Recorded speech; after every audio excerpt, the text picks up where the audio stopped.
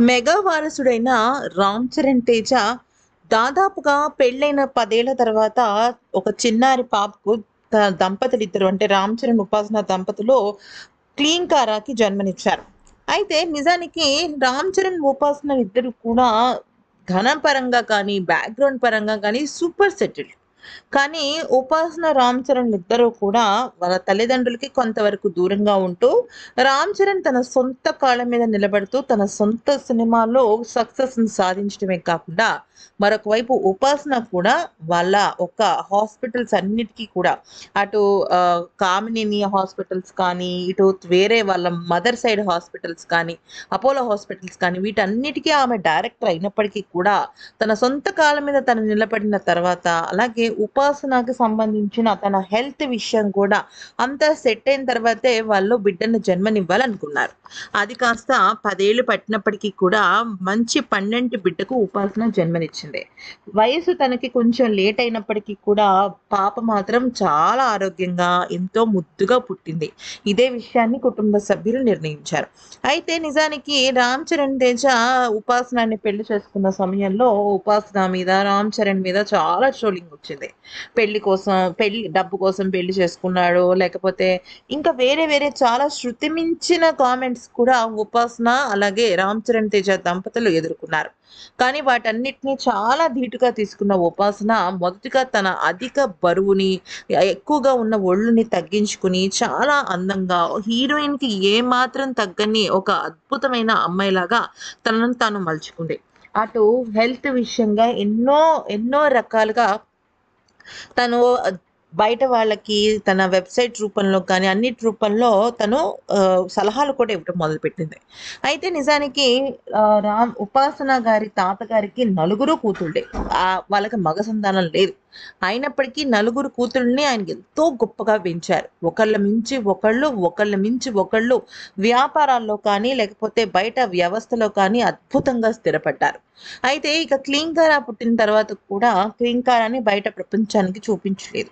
కానీ 'Ram Charan Teja' mega fans అందరూ కూడా చూపించమని అడగడంతో 'రామ్ చరణ్' నన్ను నాన్న అని పిలిచిన వెంటనే పాపను చూపిస్తానని చెప్పాడు.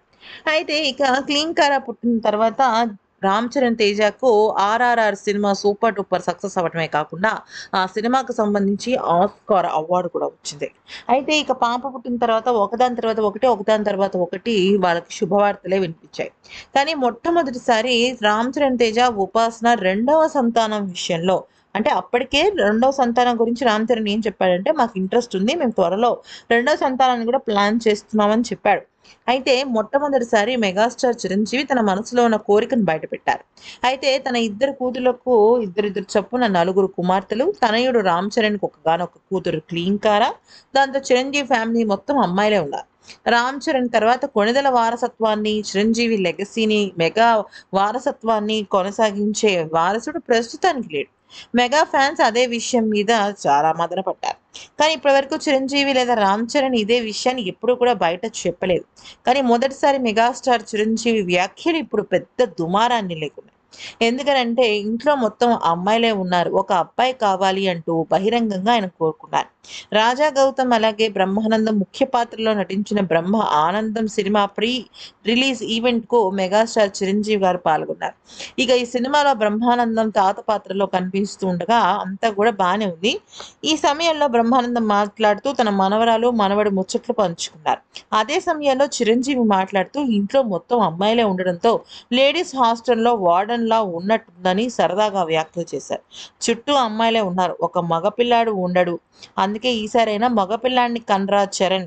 మన లెగసీని కంటిన్యూ అవ్వాలి అంటూ ఉంటాను అంటూ 'క్లీంకార' అంటే చరణ్‌కి ముద్దు. మళ్ళీ ఇంకో అమ్మాయిని కంటాడేమో అని భయంగా ఉంది అంటూ చిరంజీవి చెప్పిన మాటలు ఇప్పుడు చాలా పెద్ద దుమారానికి లేగాయి.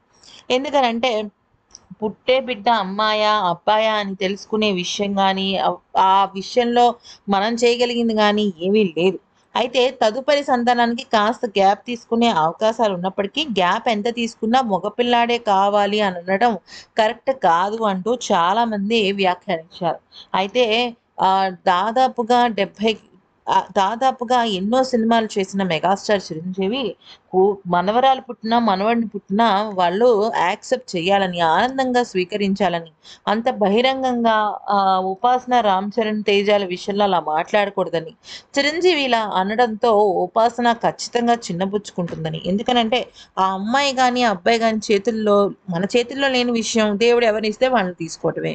ఎందుకనంటే ఎన్నో సందర్భాల్లో ఎంతోమంది ఆడపిల్ల కావాలని కోరుకున్నా వాళ్ళకి మగపిల్లలు పుట్టిన సందర్భాలుంటాయి. మగ పిల్లాడు కావాలని అనుకున్నా ఆడపిల్లలు పుట్టిన సందర్భాలుంటాయి. సో, ఈ రకంగా ఎవరు ఏమి చెప్పలేం కాబట్టి చిరంజీవి గారు అంత బహిరంగంగా, అంత ఓపెన్‌గా ఈ విషయం మాట్లాడటం కరెక్ట్ కాదు అంటూ ఎంతోమంది విమర్శలు గుప్పిస్తున్నారు. మరి ఈ విషయం గురించి మీరేమంటారనేది కామెంట్ సెక్షన్‌లో మాకు కూడా చెప్పండి.